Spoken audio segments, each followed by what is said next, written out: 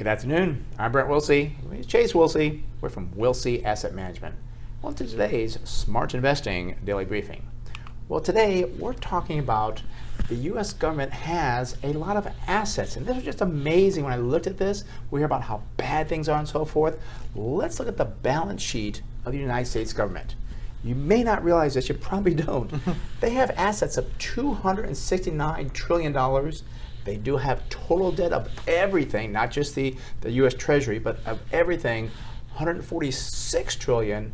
But that means they have a net worth of $124 trillion. Now, all this debt and everything, we kind of think about if you have assets, maybe you can sell off some of those assets to pay some of the debt, so maybe things aren't quite as bad. Looking at some of the assets here, we see they have 3 billion square feet of property, about 640 million acres of land. That's amazing. And I was just kind of thinking, it's almost like just looking at the mortgage you take on without looking at the equity you have in your home. That's what people tend to do. Right. And this is different, I will say, than the 16 to 19 trillion, it kind of varies, that we do have in U.S. Treasury debt.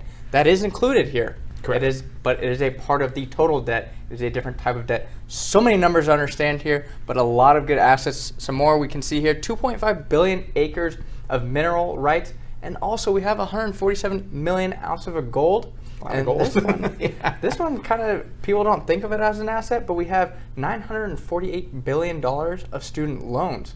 Now that is an asset for the government because they're almost acting like a bank here by lending out money to students going to school, and that money will be coming in for them down the road. You know, the media likes to put a negative twist on that, but again, you're right, it's an asset for the government. So the government is actually financially pretty strong. Yeah. So I'm sure we'll get a lot of comments on this, is my guess. So let's look at the company for today. The company today is Weight Watchers International. Taking a look at the chart on Weight Watchers International, we see at one point, gosh, it was way up here. Gosh, over $70 a share, went way down. Here was the Oprah effect. She stepped in, bought about 10% of the company.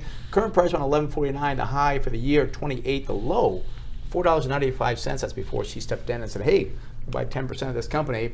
There we have it. Oprah does hold 10% stake in Weight Watchers International. Not looking very good here though. Sales down 11.9% and earnings fell by 56.6%. Woo, not looking very good here. Not looking I haven't good said at golly all. gee in a long time, have I? I know, this is a golly gee right here. I can see debt to equity. There is no debt to equity. Why? I'll kind of jump around, but debt right now on the balance sheet, $2 billion. Don't like to see that, especially with equity here, negative $1.3 billion.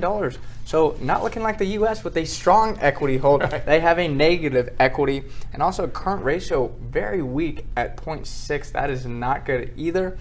Going forward, December 2017, estimated earnings per share on a GAAP basis, $1.13. Gives us a target sell price at $18.65. So that looks appealing, but I will point out this is a company that has under $1 billion in market cap. Mm-hmm. So it is a small company. So only 3 analysts go out on the estimated earnings, and also this equity just is a red flag for us.